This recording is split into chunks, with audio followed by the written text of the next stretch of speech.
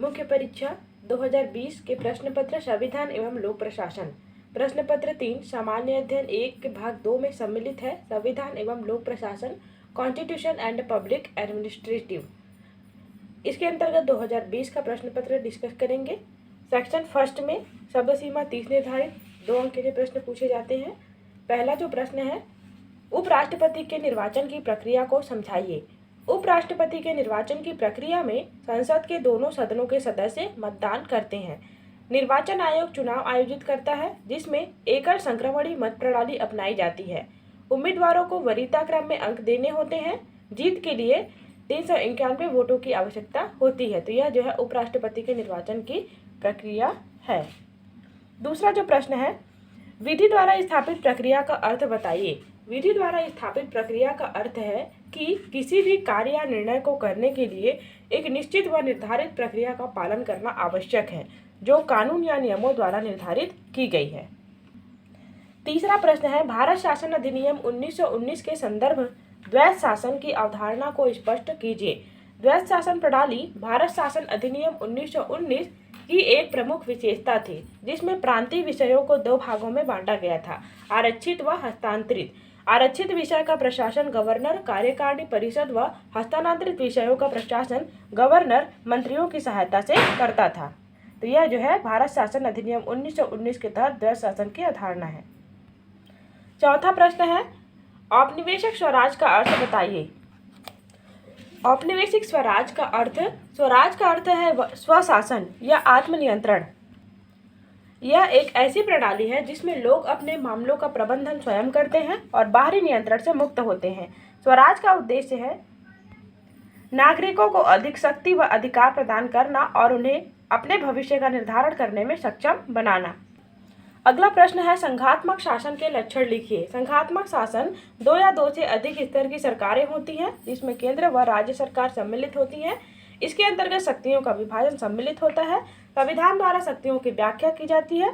सर्वोच्च न्यायालय द्वारा विवादों का निपटारा किया जाता है। यह जो है संघात्मक शासन के लक्षण है। अगला है,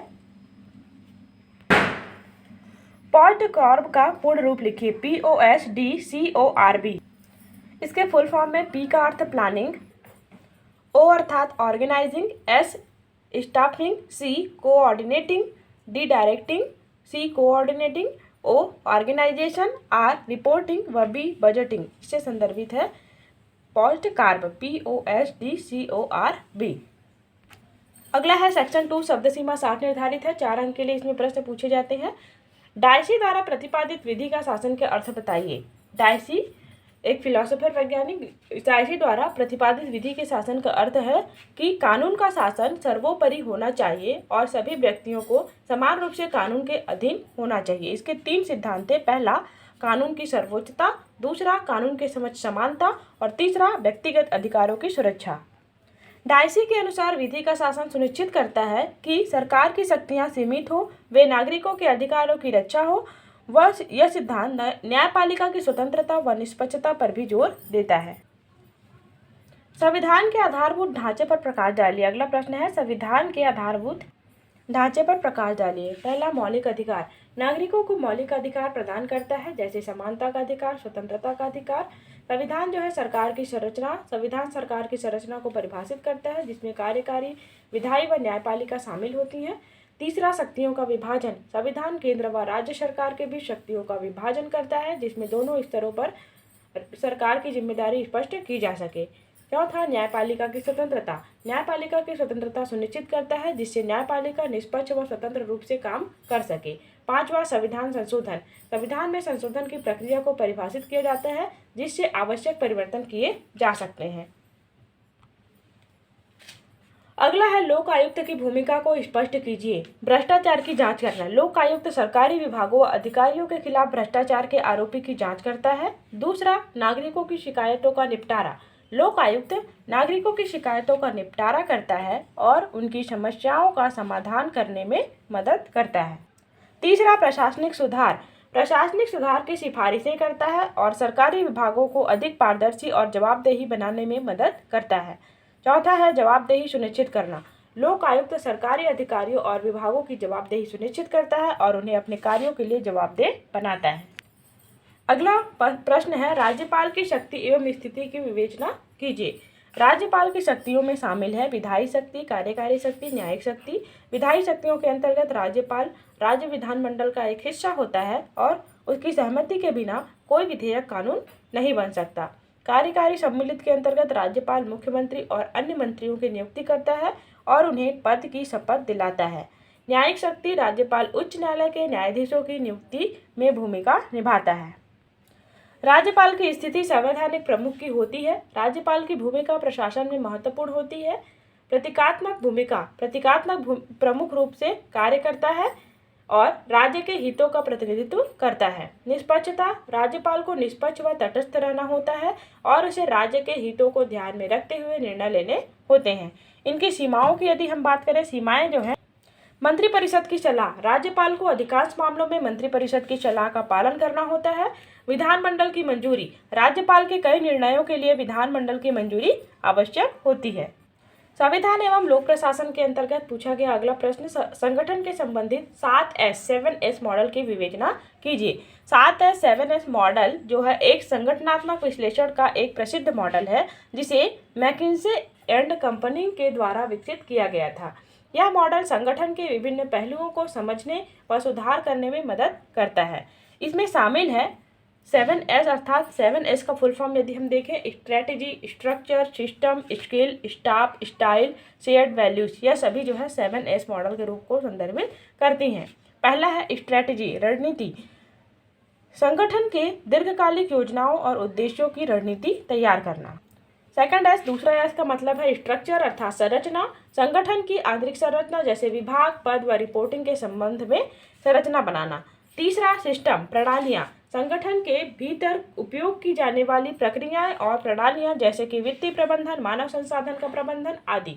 चौथा एस का मतलब है स्किल्स, कौशल, संगठन के कर्मचारियों के पास आवश्यक कौशल व योग्यताओं को रखा गया उसको संदर्भित करता है। अगला एस है स्टाफ, अर्थात कर्मचारी, संगठन के कर्मचारी की योग्यता, अनुभव व क्षमता। 7S में छठवां जो एस है इसका मतलब है स्टाइल, शैली, संगठन के नेताओं की नेतृत्व शैली व संगठन की संस्कृति।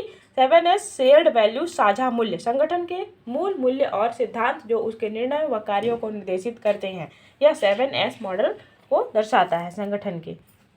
सेक्शन 4 शब्द सीमा 250 20 अंक के लिए इसमें प्रश्न पूछे जाते हैं।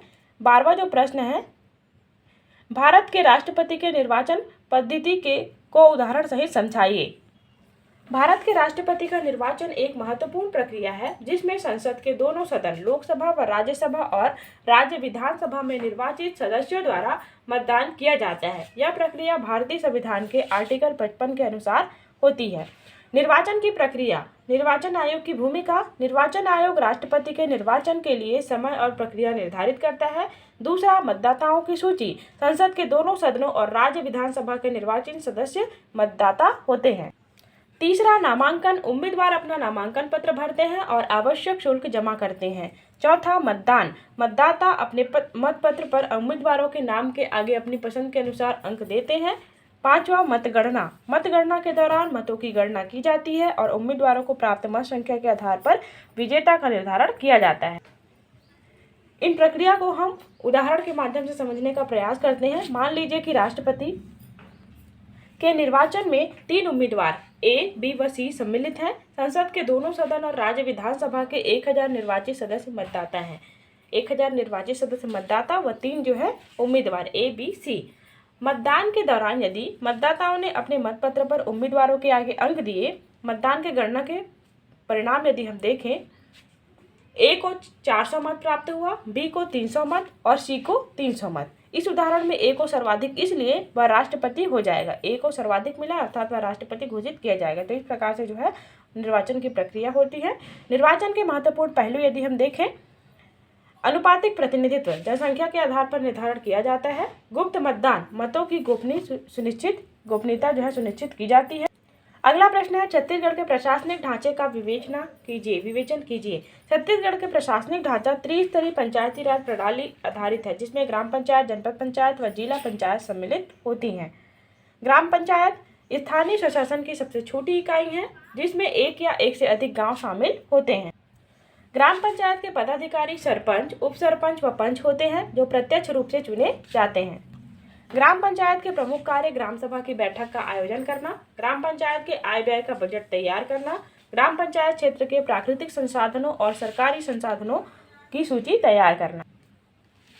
अगला है जनपद पंचायत। यह विकासखंड स्तर पर कार्य करती है और इसके पदाधिकारी अध्यक्ष, उपाध्यक्ष और सदस्य होते हैं। कार्य यदि हम देखें, जनपद पंचायत का वार्षिक योजना व बजट तैयार करना, जनपद पंचायत क्षेत्र के तहत आने वाली ग्राम पंचायतों को समेकित वार्षिक योजना तैयार करना, जिला पंचायत व राज्य सरकार को विकास योजनाओं के क्रियान्वयन में सहयोग करना, यह जो है जनपद पंचायत का कार्य है। अगला है जिला पंचायत। यह जिला स्तर पर कार्य करती है। पदाधिकारी अध्यक्ष, उपाध्यक्ष व सदस्य इसमें शामिल होते हैं। कार्य इनका है जिला स्तर पर विकास योजनाओं का निर्माण व क्रियान्वयन करना, जनपद पंचायत की योजनाओं का समन्वय करना और जिला स्तर पर विकास कार्यों की निगरानी करना। इसमें शामिल नगरीय निकाय। छत्तीसगढ़ में नगरीय निकायों में नगर निगम, नगर पालिका और नगर पंचायत शामिल होते हैं। नगरीय निकायों के पदाधिकारी महापौर, अध्यक्ष और मुख्य नगर पालिका अधिकारी होते हैं।